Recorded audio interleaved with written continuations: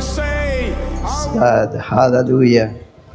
In the book of John, chapter 15, verse 16, you have not chosen me, but I have chosen you, and ordained you that bear much fruit, and your fruit shall remain.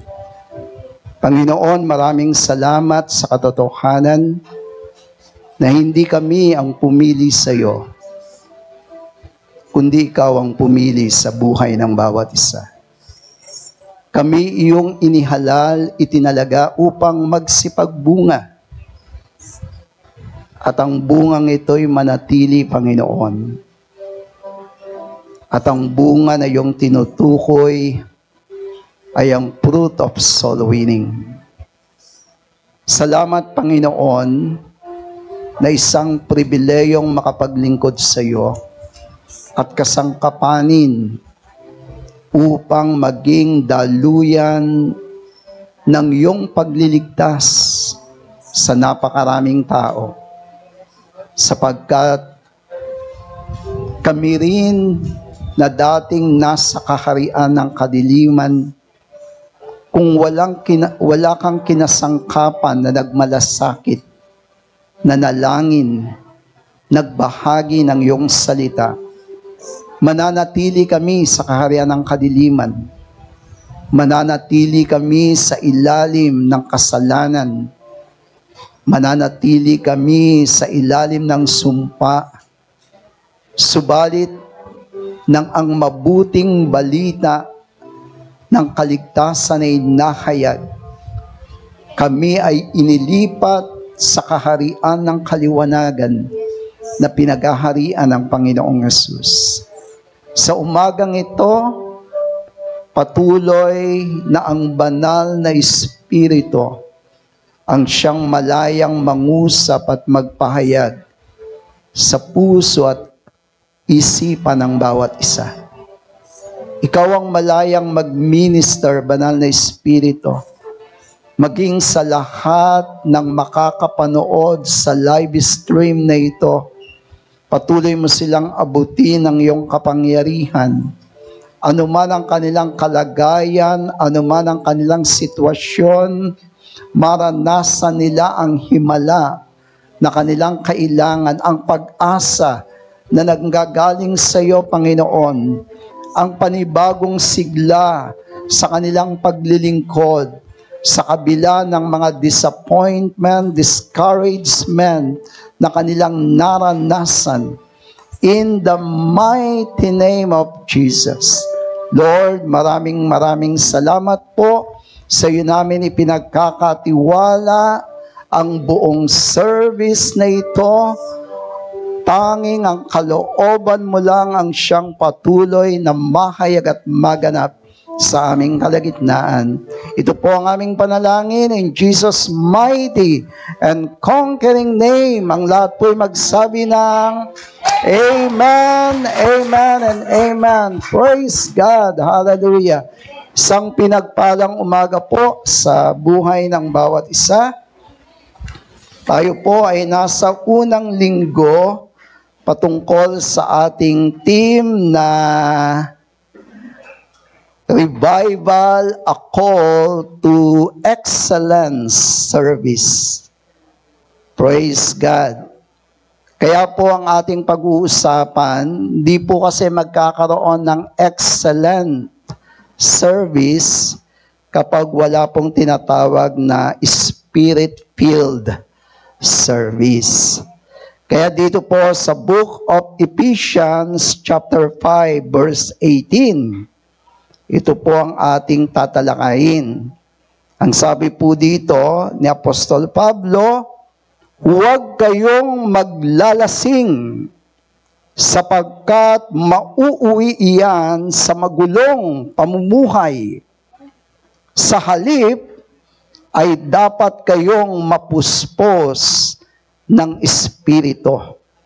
May the good Lord bless the reading and studying of His Word. Sa mga kalalakihan po na nakaranas na maging alcoholic, Ito pong talatang ating binasa, marahil ay buhay na buhay sa bawat isa, no? Na yung paglalasing ay nagdudulot ng magulong pamumuhay. Di ba?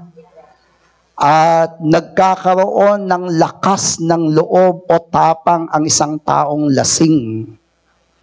Para bang wala siyang kinatatakutan kapag siya ay lasing. Kahit na yung mga binata, kapag takot manligaw, iinom ng alak, at kapag lasing, saka manliligaw. Sa halip na sagutin, lalong na turn off yung nililigawan.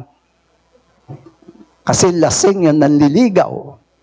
Humihingi lang naman ng lakas ng loob. Yun ang nagagawa nung espiritu ng alak. Kaya ginamit na metaphor po yung espiritu ng alak. Kasi yun ang epekto sa isang tao. At ganun din po kapag tayo ay puspos ng banal na espiritu. Nagkakaroon tayo ng tapang, nagkakaroon tayo ng lakas ng loob. Nawawala sa atin yung hiya. Hindi ibig sabihin wala tayong hiya. Nawawala lang yung hiya. Magkaiba po yun. Yung walang hiya at saka yung nawawala yung hiya. Nawawala yung ating hiya. Di ba? Alam niya ng mga kalalakihan, kapag sila ay langong-lango sa alak, talaga naman. Yung mga iba nga, nagiging spokening dollar kapag lasing. Talagang gumagaling mag-English. Di ba? Ang daming nararanasan ng isang tao kapag lasing. Kaya dito, ipinakita po yung metaphor o pagsasalarawan sa isang taong puspos ng espiritu, na dapat hindi tayo maging puspos sa espiritu ng alak, dapat maging puspos tayo sa espiritu ng Diyos. Kasi yung kapuspusan sa espiritu ng alak, dadalhin tayo sa magulong pamumuhay.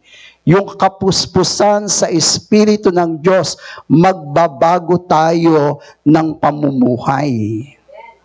Yun ang malaking kaibahan nun. At maging yung ating pamumuhay ay mababago. Kaya spirit-filled service para ma-reach natin yung excellent service. To be full of the Spirit is to be full of the Spirit of Christ. And it is by the fruit of Christ's likeness in our character that others will know that we are Spirit-filled. Alam niyo po, hindi na kinakailangan sabihin natin na tayo ay Spirit-filled. Kasi makikita po yun patungkol sa ating mga pag-uugali, patungkol sa ating mga asal. Makikita. Kasi nagmamanifest na yung tinatawag na Christ-likeness. Meron pong kasabihan na kung sino daw yung madalas nating kasama, yun daw po ang ating nakakatulad. Sabi po nung isang nanay sa kanyang anak, dalhin mo sa akin ang mga kaibigan mo at sasabihin ko sa iyo kung anong future ang naghihintay sa iyo. Ganon siya bumasa ng hinaharap ng anak niya. Depende sa kanyang mga kasama, sa kanyang mga kaibigan. Kasi merong influence. Kaya kung sino yung madalas nating kasama, yung kanyang character, nagmamanifest yan. Di ba? Kapag ang mga nakasama mo, yung mga adventurous, mga no fear, ano mangyayari sa iyo? Ganun ka rin. Ganun na rin yung nagiging attitude mo, yung iyong mentalidad. Kasi sila yung nakaka-influensya. Pero kapag ang nakasama mo, mga God-fearing, God-loving, di ba? Unti-unti, Nai-impluwensyahan ka. Kaya tama yung sinabi ng mother. Isama mo dito yung mga kaibigan mo at sasabihin ko sa iyo kung ano ang magiging future mo. Hindi po siya propetisa. Pero alam niya yung senaryo na posibleng mangyari. 4 na mahalagang bagay po sa Spirit-filled service ang ating pag-uusapan. Una, yung tinatawag na a love slave. A love slave. Kasi nga sa ating paglilingkod, pwede tayo maging emotionally driven. Pwede rin tayo maging intellectual driven. Pero ang pinakamahalaga yung tinatawag na spiritual driven. Na tayo po ay pinangungunahan, hindi ng ating emosyon, hindi ng ating intellect, kundi ng ating spirito. At kapag pinag-uusapan po yun, automatic ang motivating factor, walang iba kundi yung salitang pag-ibig. Kaya, a love is slave. Sabi ng Acts 27 verse 23, for this very night, an angel of the God to whom I belong, whom I also serve, came to me. Si Pablo, kilalang-kilala niya kung saan siya kabilang o nabibilang at kung sino ang Diyos na kanyang pinaglilingkuran. Kaya na-identify niya yung anghel ng Panginoon. Hindi siya nagkaroon ng pagdududa. Ikaw ba ay sa Panginoon o ikaw ay nagpapanggap na angel of light? Kasi nga, yung pagmamahal ni Pablo sa Panginoon, siya po ay alipin ng pagmamahal na yon. Alipin ng pagmamahal. Paul was a love slave of the Lord. Pag sinabing love slave, kung ano lang yung sinasabi ng Panginoon mo, yun lang ang gagawin mo. Kaya ito yung mga laging naghihintay lang ng utos. Laging naghihintay lang kung ano yung sasabihin. Naghihintay lang silang makinig at naghihintay lang silang sumunod. At maliban doon, wala na silang ibang ginagawa. Ang ibig sabihin ay love slave.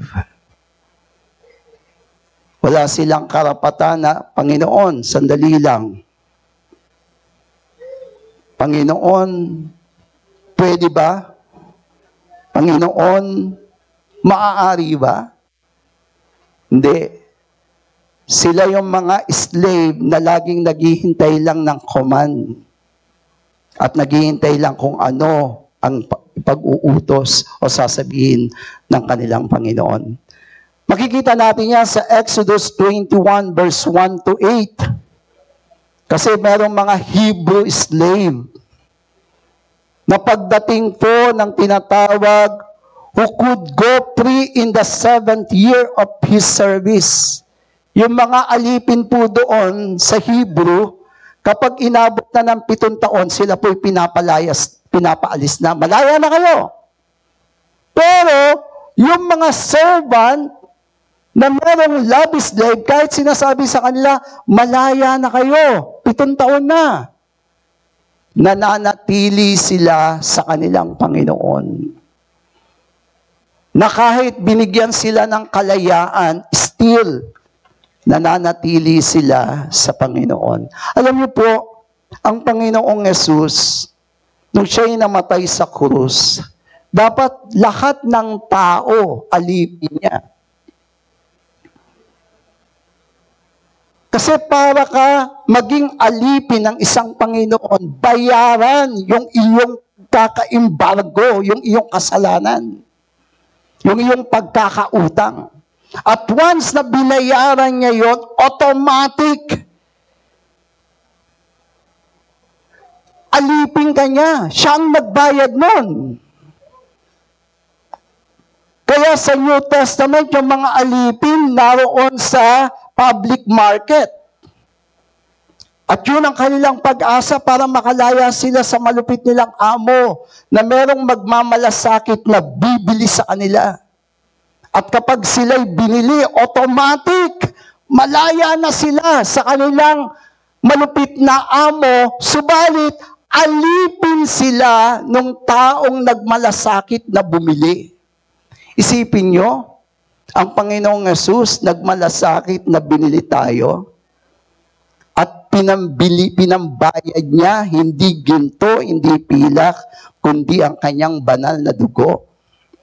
At matapos niya tayong bayaran, hindi niya sinabi, simula ngayon, lahat kayo ay alipin ko na hindi. Ang sabi niya, if anyone wishes to come after me, kung ang sino man sa inyo ang nais sumunod sa akin.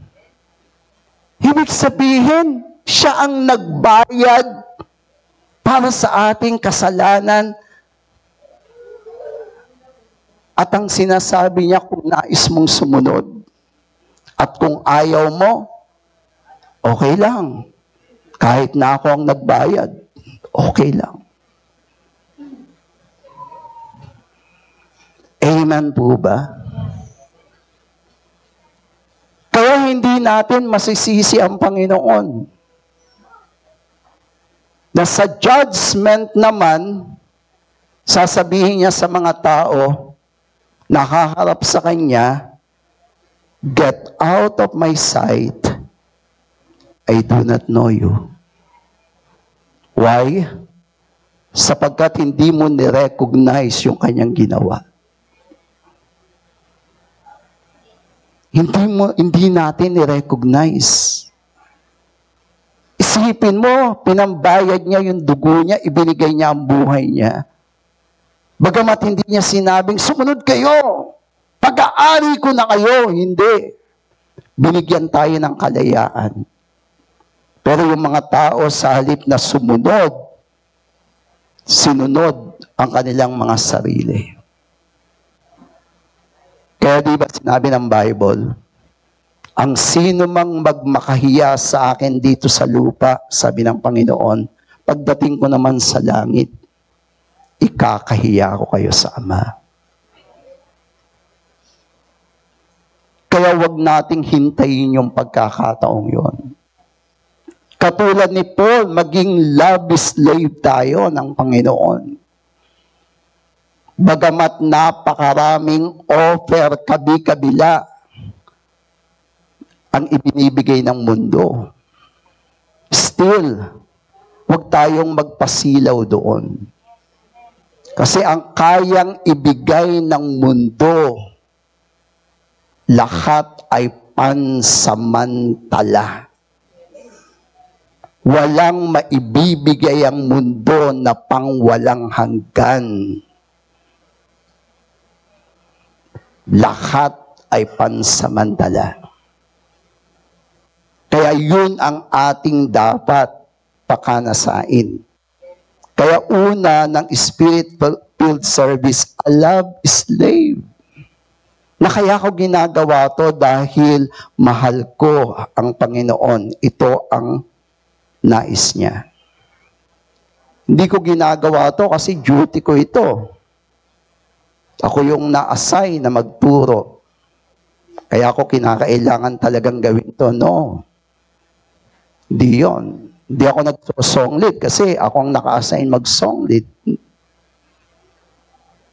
Kasi pwede kang mapagod. At pwede mong sabihin sa leader mo, bakit lagi akong ina-assign? Marami naman. Eh kung sa Panginoon yun, diba? Ginagawa mo sa Panginoon, nakakapagod ba? Hindi nakakapagod.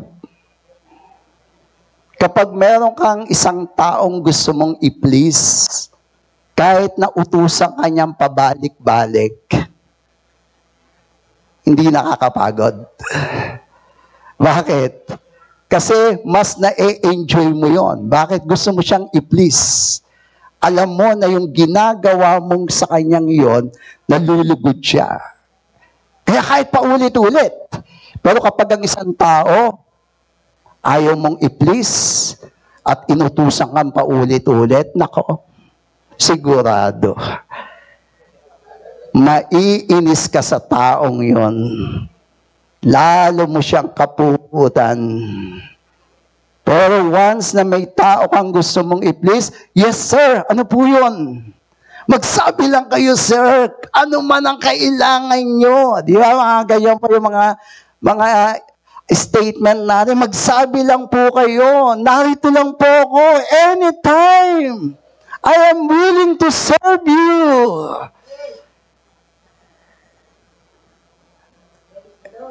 Di ba? Hindi ka mapapagod. Ang tawag doon is love is slave. At sa Panginoon, dapat tayo pong lahat ay love slave. Kasi kahit na anong gawin nating paglilingkod, wala po tayong sapat na kakayahan para bayaran, tumbasan, higitan ang ginawa ng Panginoon sa bawat isa sa atin. Kahit na ibigay pa nga natin ang buhay natin sa paglilingkod, sorry, hindi pa rin sapat. Kulang pa rin. Kaya number 1, ang spirit-filled service, a love slave. A love slave.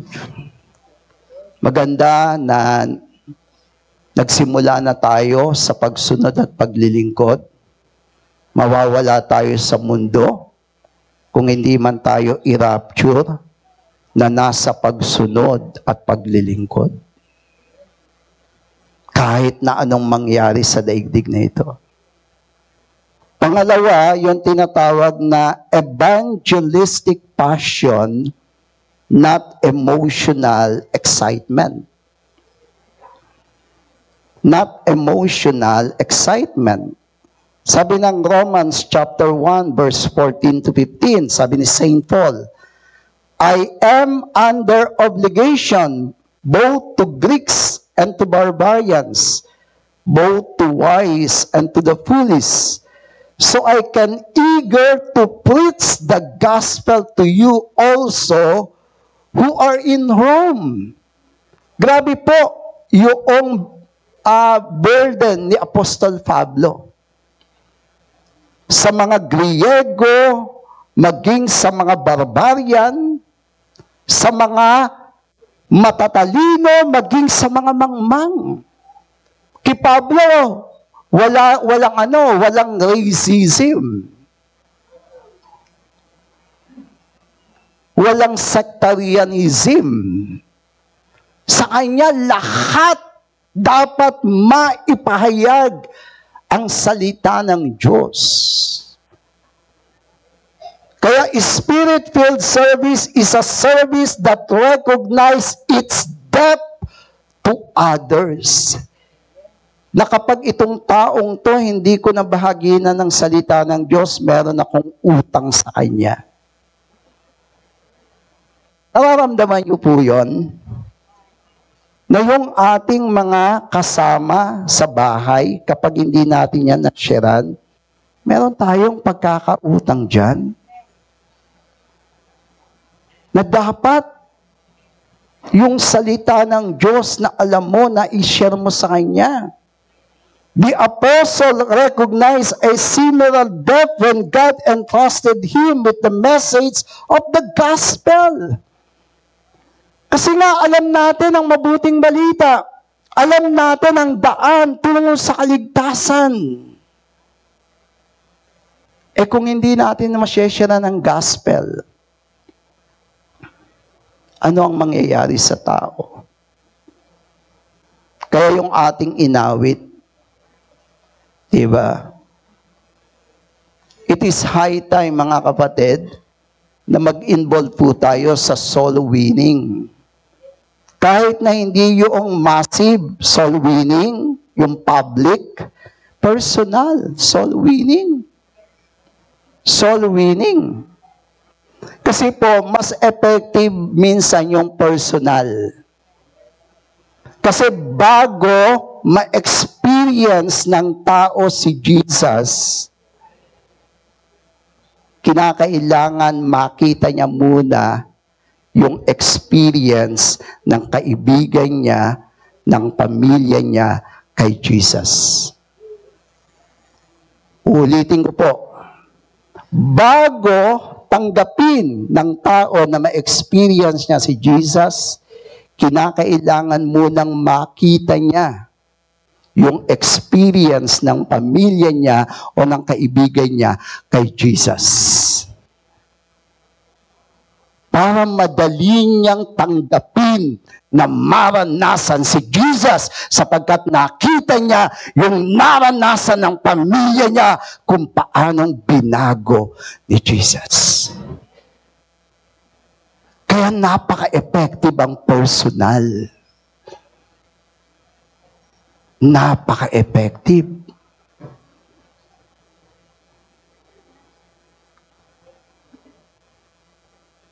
Kasi hindi ka agad tatanggapin ng tao si Jesus.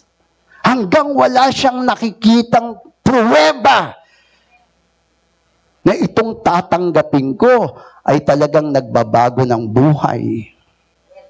Nag-aayos ng pamilya, nagpapagaling, gumagawa ng himala. Pero once na nakita ko ito, at itong taong to na nag-share sa akin, siya ang buhay na patotoo, wala silang magagawa. Agad nilang tatanggapin. Kaya tignan nyo si Saint Paul, napaka-powerful na witness. Kasi alam ng iglesia na number 1 persecutor, lahat ay namangha. Anong nangyari kay Pablo? Na number 1 persecutor ngayon, napaka-passionate patungkol sa pangalang Jesus, na dating pinag-uusig niya, anong nangyari sa taong ito?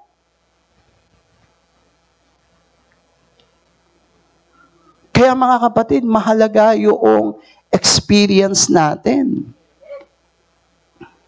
Sa totoo lang,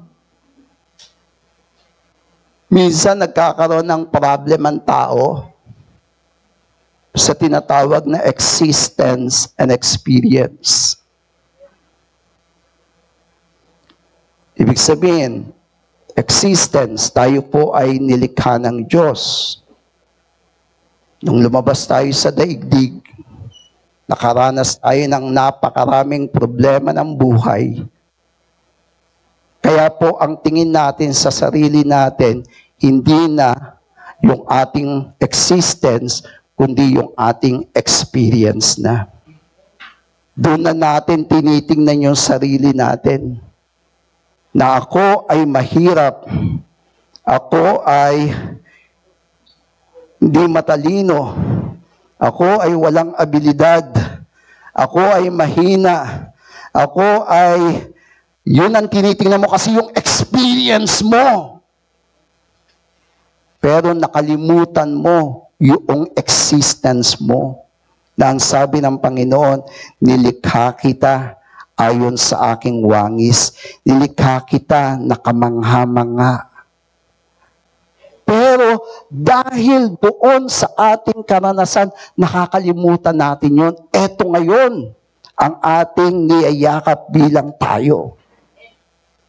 Kaya bakit mahalagang marinig nila ang gospel? Kasi once na narinig nila ang gospel, muling ibinabalik mo sila sa kabila ng kanilang hindi magandang karanasan. Ibinabalik mo sila doon sa pagkalikha sa kanila ng Panginoon, doon sa disenyo sa kanila ng Panginoon, doon sa plano at layunin sa kanila ng Panginoon.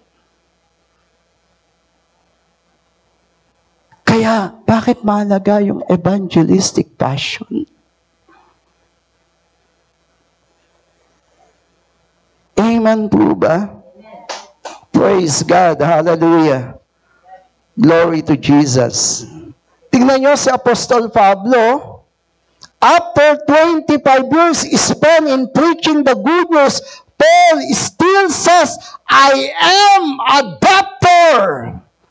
25 years in preaching the gospel. Sinasabi niya, ako ay may utang pa rin.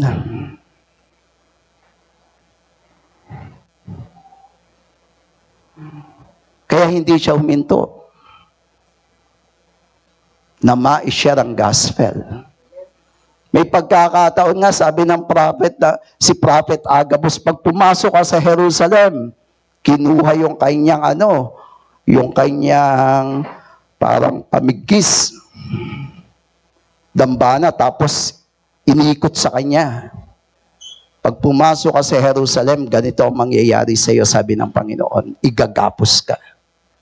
Meron ng warning, Alam niyo, ginawa ni St. Paul, tumuloy pa rin sa Jerusalem. Bagamat meron ng warning. At hindi nagkamali si Prophet Agabus.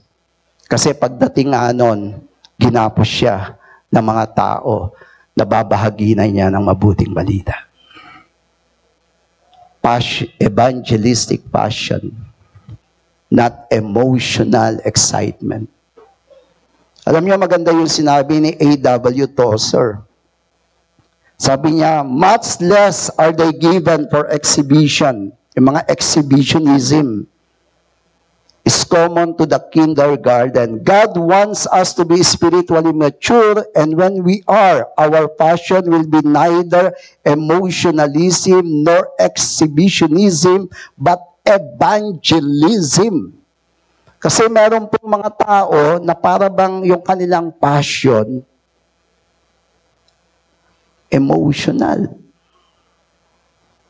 Emotional. Masarap mag-evangelize kapag marami, grupo.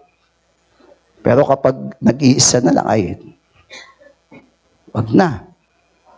Mga iba naman, exhibitionism. Yung parang nagtatanghal. Yung para bang, di ba, nauso po yung mga deliverance dati. Yung mga iba, mga exhibitionism. Para bang, ayan, sasabihin pa, kinukuman pa yung demonyo. Halika, lapit kayo, tignan nyo. Ang gagawin ko sa demon possess. Hindi ganon. Dapat evangelism. Tignan nyo kahit sa church, ano sabi ng Bible?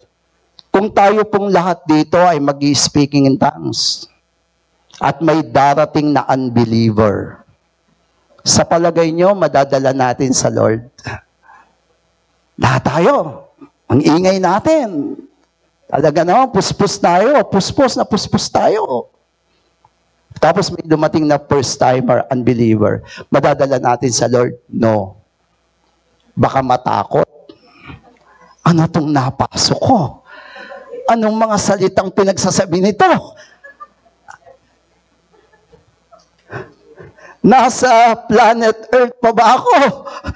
Baka biglang bumaba na. Diba? O kung mag-stay man siya, baka talagang hindi niya alam kung anong gagawin niya. Walang effect sa unbeliever. Kahit mag-speaking in tongues tayo dito. Pero tayo, puspos na puspos. Tingnan mo, speaking in tongues. Tapos meron pang nai-slay na ganon. Meron pang tumatawa, holy laughter.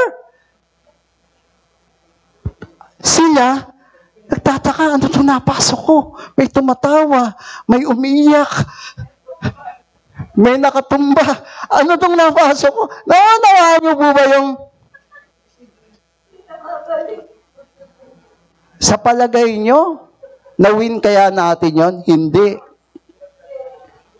Pag sinabi ng nag-invite sa kanya, ano mare, ating ka pa? Hindi na. Ayoko na. Nasyak ako sa nakita ko. Pero, kung meron nag-share sa kanya ng gospel, marahil na-enlighten siya. Marahil nakita niya yung kanyang sarili At nagtatanong siya, bakit kaya alam nitong nag-share yung buhay ko? Nakukuha niyo po ba yun? Kaya hindi tayo dapat maging emotionalism, exhibitionism, kundi evangelism ang focus natin. Pangatlo po, yung tinatawag na human insufficiency. Yun ang spirit-filled service. Na wala po tayong kakayahan. Kasi yung mga iba, naglilingkod dahil sa kanilang skills, dahil sa kanilang giftings, dahil sa kanilang talents. Mga kapatid, hindi naman po masama yun. Subalit, nagiging masama kapag doon ka na nakadepende. Isipin mo sa panahon ni David, sa palagay nyo, si David lang ang marunong tumugtog ng alpa? Sa panahon niya? Sa panahon nyo, sa palagay nyo, si David ang pinakamagaling na tumugtog ng alpa sa panahon niya? Yes. Tama yun, no? Kaya yes ako. Baka malito kayo. No, kaya ate, yes ako. Yes ako kasi tama yung no. Yun. Para hindi kayo malito. Maraming mas marunong magaling pa kay David na tumugtog. Maraming marunong tumugtog ng alpa. Ang tanong, ano ang kaibahan lang ni David? Bakit siya ang napili ni King Saul na tumugtog sa alpa? Kasi lahat ng magagaling na tumugtog at marunong tumugtog ng alpa habang tumutugtog, yung espiritu ng demonyo na nagpapahirap kay King Saul hindi umaalis. Yung evil spirit. Pero si David, pag tinugtog niya yung kanyang alpha, dahil naroon ang kapangyarihan ng Diyos, kahit yung espiritu, identify niya yun. Na tinutugtog ni David hindi sa pamamagitan ng kanyang skill, ng kanyang talent, kundi ginagamit niya ang kanyang alpha sa anointing ng Lord. Kaya anong ginagawa ng Espiritu, hindi makatagal, umaalis sa buhay ni Saul. Mga kapatid, pwede tayong mag-minister sa tao. Palakpakan tayo. Pero still, yung mga taong pumalakpak na yun, anumang spirit na dala-dala nila, uuwi sila, dala-dala pa rin nila. Pero kung naroon yung anointing, sa pagtugtog ng musical instrument, sa pag-aawit ng pagpupuri sa Diyos, anumang mga espiritu na dala-dala ng dumadalo sa church, aalis sila totally malaya. Yun ang nagagawa ng anointing. Kaya bakit human insufficiency? Kaya kahit na ikaw na yung pinakamagandang boses, pinakamagaling tumugtog, kilalanin mo pa rin, hindi sapat yun. Hindi sapat yun.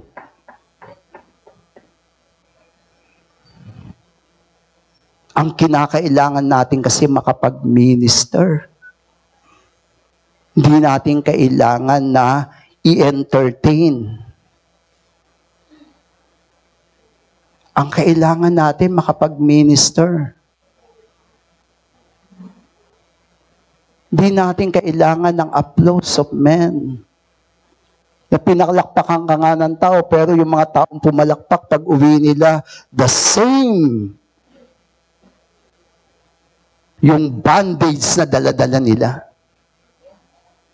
Kaya tingnan nyo si Saul, si David, kasi naroon yung anointing. Kaya human insufficiency. The Spirit-filled servant of God goes again and again to God like the man in the parable saying, I have nothing to give others. Please give me the living bread. The Lord's servant is perpetually conscious of his own insufficiency. Kaya po, bakit lagi tayong nagbababad sa Panginoon? Kasi doon tayo kumukuha para maibigay sa tao. Wala po tayong maibibigay sa kanila na makakapagpalaya sa kanila kung hindi manggagaling sa Lord. Tignan nyo, kahit na yung mga psychologists, kung hindi siya Christian psychologist, kahit na napakaganda yung kanilang treatment na ginagawa, pero dumarating ang punto yung tao, nababandage pa rin. Why? Kasi merong involved na spiritual doon. Kinakailangan talaga maipaunawa doon sa isang taong depressed.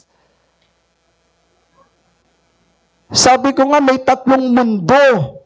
Ang isang taong nasa depression, nasa tinatawag na fallacy world, nasa mundo ng kamalian. Nawala siya sa reality world, umalis siya. Kaya depressed na siya. Kinakailangan mong, ang gagawin lang ng psychologist, ibabalik siya from fallacy world to reality world. Hanggang doon lang.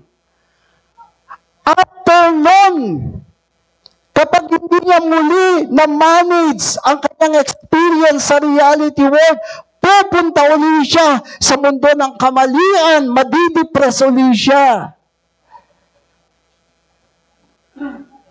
At kapag nagpaulit-ulit ang ganong senaryo, ang kanyang pupuntahan na lang, tapusin na ang sarili niya. Ang Christian psychologist, mula sa mundo ng kamalian, ibabalik ka sa mundo ng realidad at pipiliting kang dalhin sa mundo ng pananampalataya. Na maunawaan mo sa kabila ng mga problemang pinagdadaanan mo, merong Diyos na hindi ka iniiwan, hindi ka pinababayaan.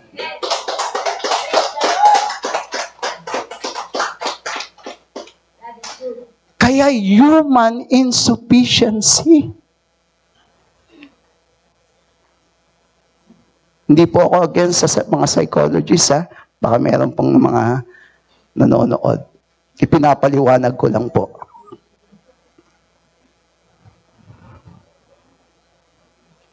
At ang isang tao kapag nasa faith world, gaano man yung pressure ng reality world na umiipit sa kanya, still, malalagpasan niya. Kasi masasabi niyang all things work together for good.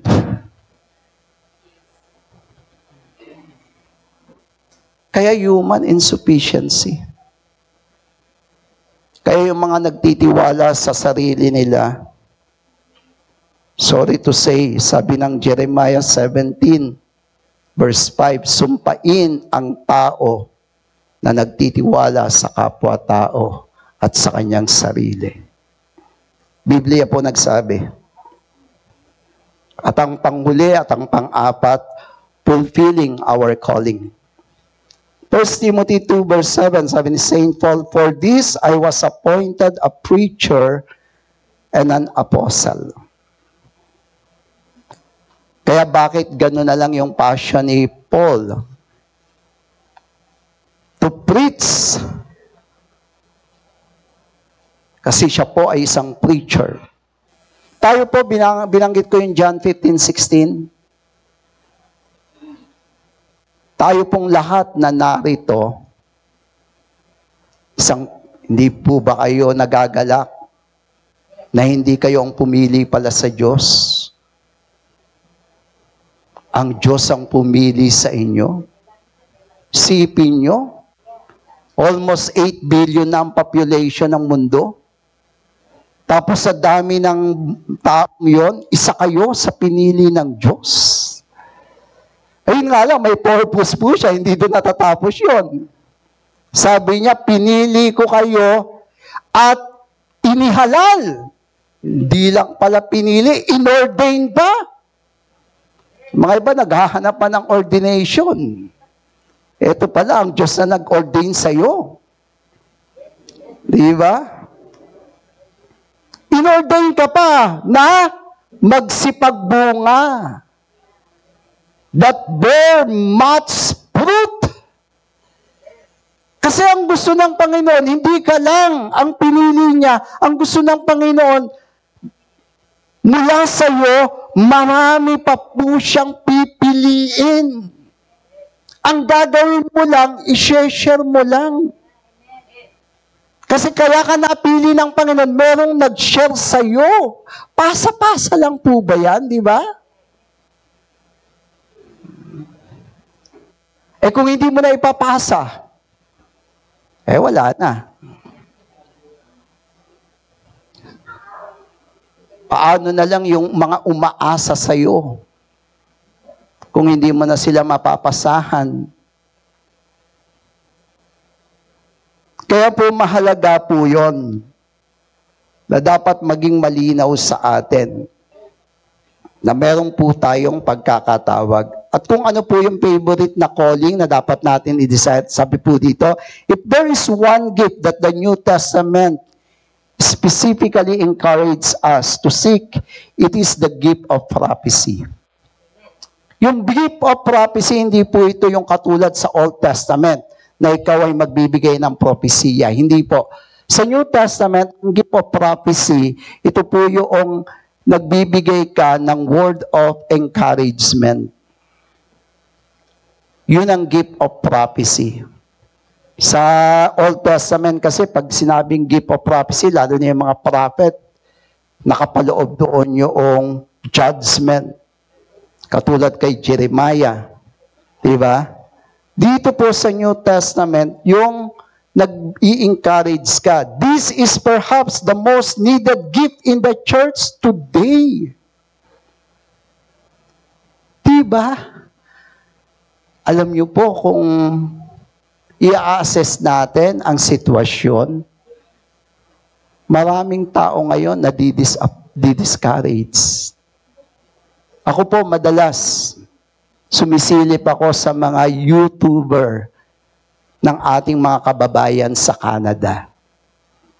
At kahit sila na nasa Canada, paulit-ulit nilang sinasabi, mga kababayan, hindi maganda ang buhay namin sa Canada. Akala natin parang, wow, nasa Canada, rich. No. Napakarami nilang discouragement. How much more sa ating bansa? Kung sila, mayamang bansa, discouraged. Tayo pa kaya sa bansa natin? Ngayon, ano ang kailangan ng mga taong discouraged? Yung mga taong mag-i-encourage sa kanila. At ang pinakamagandang pang-encourage, hindi yung salita natin. Ang pinakamagandang pag-encourage, salita ng Diyos. Alam niyo po kasi bakit? Kapag yung salita natin, ang pinang-encourage natin, sinabi natin, alam mo kapatid, kaya mo yan. Kaya mo yan. Maliit na problema lang yan. Kaya mo yan. Kung ako nasa kalagayan mo, walang problema yan. Mahirap yun. Why? Isang araw, babalikan ka nun. Naunawaan niyo po ba? Isang araw, ikaw ang ilalagay sa ganong kalagayan. Mas maganda, i-encourage mo yung Word of God, kapatid. Sabi ng Bible. O kahit na balikan niya yung Word of God. Amen po ba? Yung Word of God ang magiging saligan. Kaya bakit sinasabi, kung meron pong gift na dapat natin i-desire sa panahon ito, ang gift of prophecy. Diba? Anong nakapaloob doon? A prophetic ministry is one that edifies, strengthens, and builds up, exhort, rebukes, and challenges, and console, comforts, and encourages. We need to pray that God will give us prophet in our churches, will speak the truth of God without fear or favor, men of different caliber from the professional religious scribes who are more interested in their salary, status, and popularity. Ngayon, ito yung mga preacher. Nakapokus sa kanilang salary, status, popularity. Ako po, meron akong isang hinangang preacher. Pag ang topic about character, siyang kinukuhanan ko ng reference. Ang pangalan niya ay Sakponen. Siya po ay nagpapastor sa Africa. Masyado akong na-bless sa taong ito kasi nga, simula nang nag-ministry siya, hindi siya kumukuha ng love gift. Patulad ni Paul. Ano siya? Tent making. Tapos, ang pinaka nakaka-amaze pa sa kanya, meron siyang prinsipyo pagdating sa pinansyal. Sinusunod niya yung sinabi ni Panginoon kay Judas, na lahat ng perang dumarating sa kanya, gamitin niya sa kanyang pangangailangan, after nun, ipamigay sa mahihirap. Sabi ko, kakaibang tao to. Kaya yung kanyang buhay, yung kanyang lifestyle, simple. Kasi, tingnan mo may darating sa iyong pera, gagamitin mo sa pangangailangan mo. Kung may sobra, dapat gagamitin mo naman sa gusto mo. Tapos na yung sa needs, sa wants naman. Siya hindi. Ibibigay na sa mga poor. Yun ang kanyang principle in life. Simula na naging Christian siya. Kaya, siyang hinahangaan ko, si Sakponen. Hindi katulad ng mga preacher ngayon, napakaraming preacher. May mga private jet, ang mga bahay. Yung isang pastor, meron pang sa bahay niya, meron siyang sariling yung landing area ng kanyang private plane, private jet.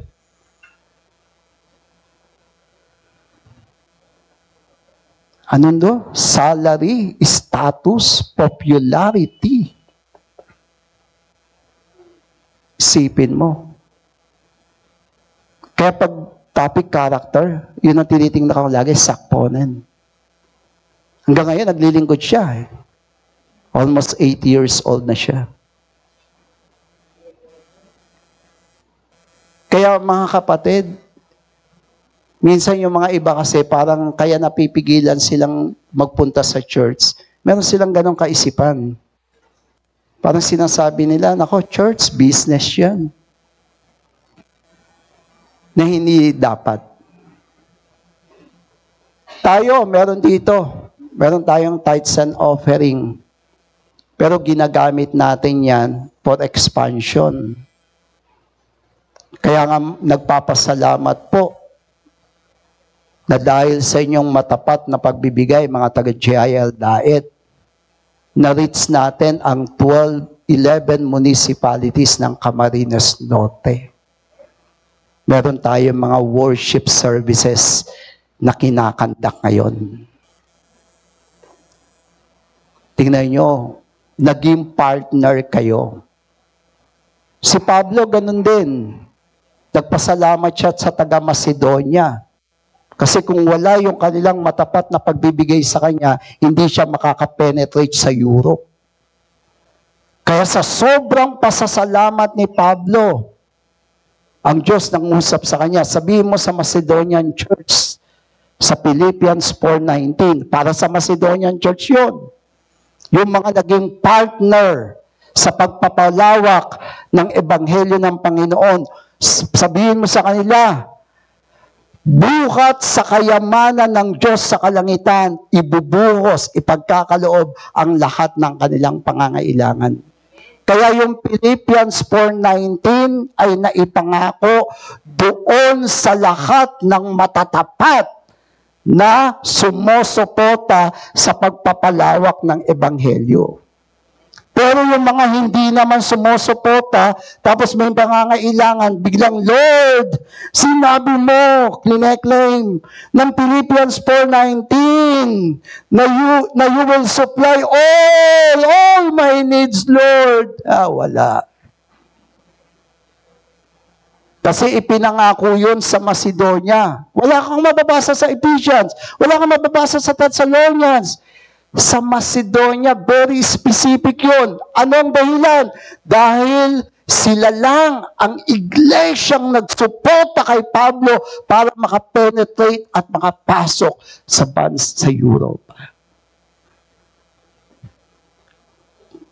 Kaya mga kapatid, salamat. At dahil sa inyong pagsuporta na penetrate natin ang 12 municipalities of Camarines Norte.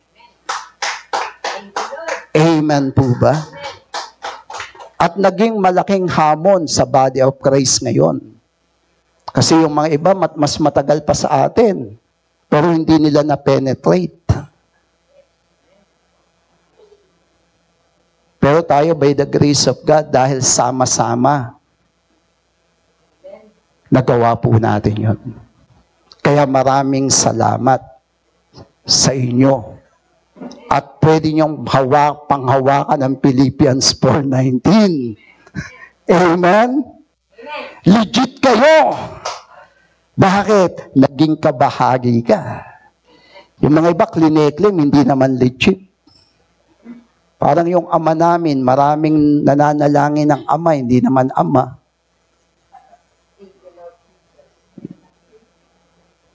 Ibig sabihin po, ito yung apat sa ating paglilingkod.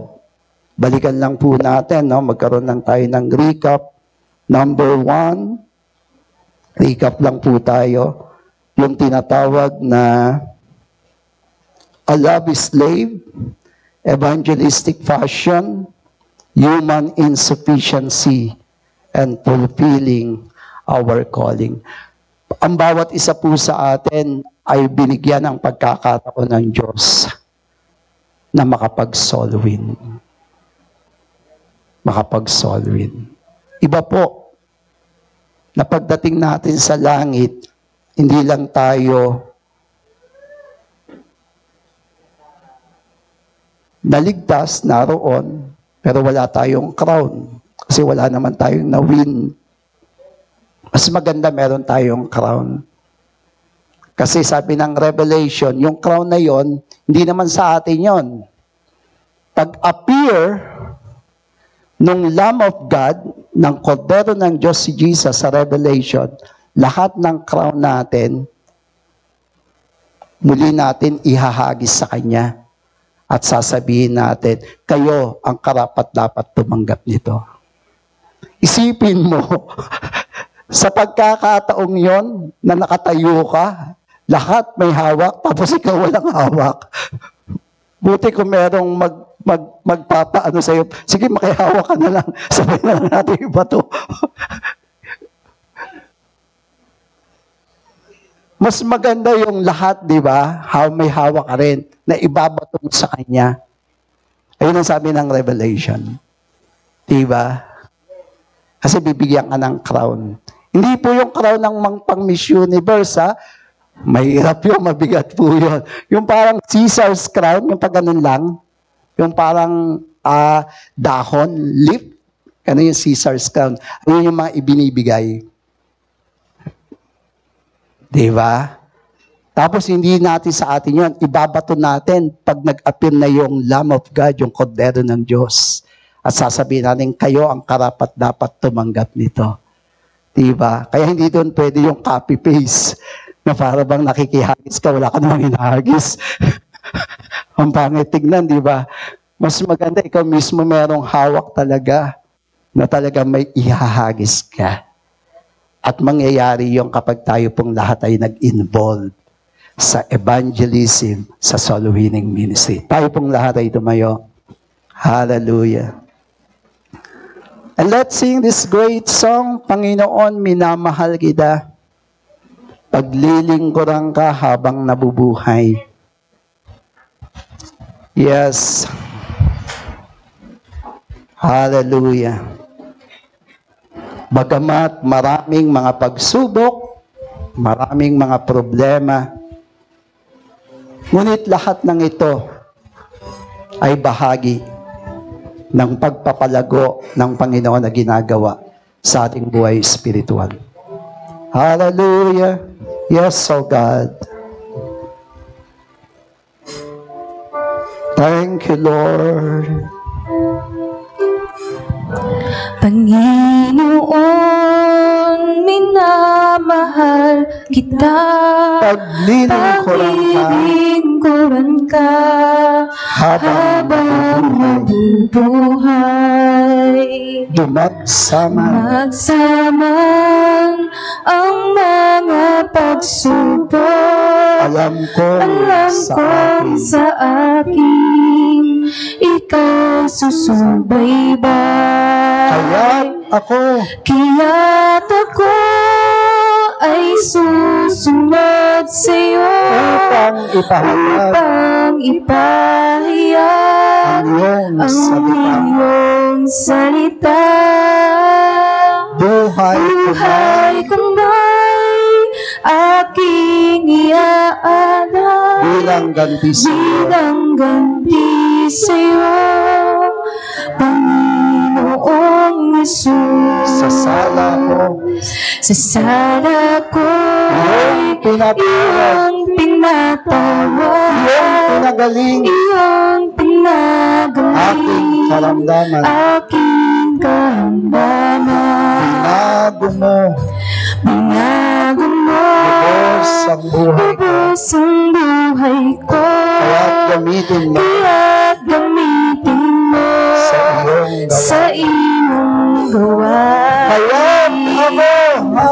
Kaya't ako ay susunod sa iyo upang ipahayag ang iyong salita.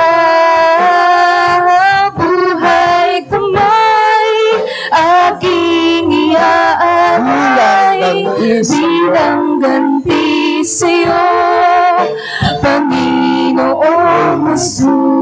Praise God. Bago po tayo manalangin, meron po ba na first timer sa... Pwede po ba kayong maanyayahan lang na lumapit dito sa may harapan? Kung meron pong first timer. Praise God. Salamat po sa inyong mga buhay. Ang Diyos ay may dakilang plano at layunin po sa inyo. Katulad po ng narinig nyo, huwag po kayong mag-base sa inyong karanasan, kundi balikan nyo yung plano ng Diyos. Na nung nilikha kayo ng Panginoon ayon sa kanyang wangis, ayon sa kanyang larawan. Praise God. Sumunod lang po kayo sa isang maikling panalangin. Sabihin natin, Panginoong Yesus, patawarin mo ako sa aking mga kasalanan. Linisin mo ako ng iyong banal na dugo. At simula sa araw na ito, isinusuko ko sa iyo ng totohanan ang aking buhay. Tinatanggap kita bilang aking Panginoon at tagapagligtas ng aking kaluluwa. Salamat, Panginoon, sa buhay na walang hanggan. Salamat sa kaligtasan. Salamat sa matagumpay na buhay. Sa pangalan ni Jesus. Sa pangalan ni Jesus. Makakabalik na po kayo. Praise God. And muli natin aawitin po ito at bago tayo manalangin sa huling pagkakataon. Thank you, Lord. Hallelujah. Yes, oh God. Ko moshiki aramahai. Kaya't ako Thank you, Lord. ay susunod sa Yes, iyo oh God. upang ipahayag Amen. ang iyong salita. Buhay Buhay ko may aking iaalay bilang bangkay sa iyo, Panginoong Jesus. At ako ay susunod sa iyo upang ipahayag ang iyong salita. Buhay ko may aking iaalay bilang bangkay sa iyo, Panginoong Jesus. Hallelujah. Panginoon, maraming salamat po na ang iyong salita ay buhay at makapangyarihan. Ito'y matalas pa sa isang tabak na magkabilay talim. Patuloy na ang salita mo ang magbigay ng kaliwanagan sa bawat puso, sa bawat kaisipan ng bawat nakarinig nito. Ikaw po ang siyang malayang mangusap, magpaunawa, magpahayag sa bawat mga anak mo na narito, Panginoon,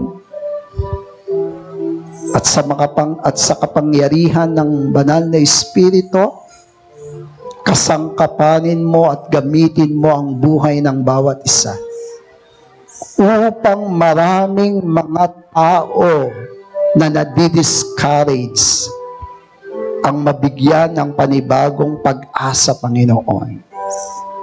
Marinig nila ang katotohanan, hindi ang sinasabi ng mundo na half-truth, kundi ang absolute truth mula sa iyong salita.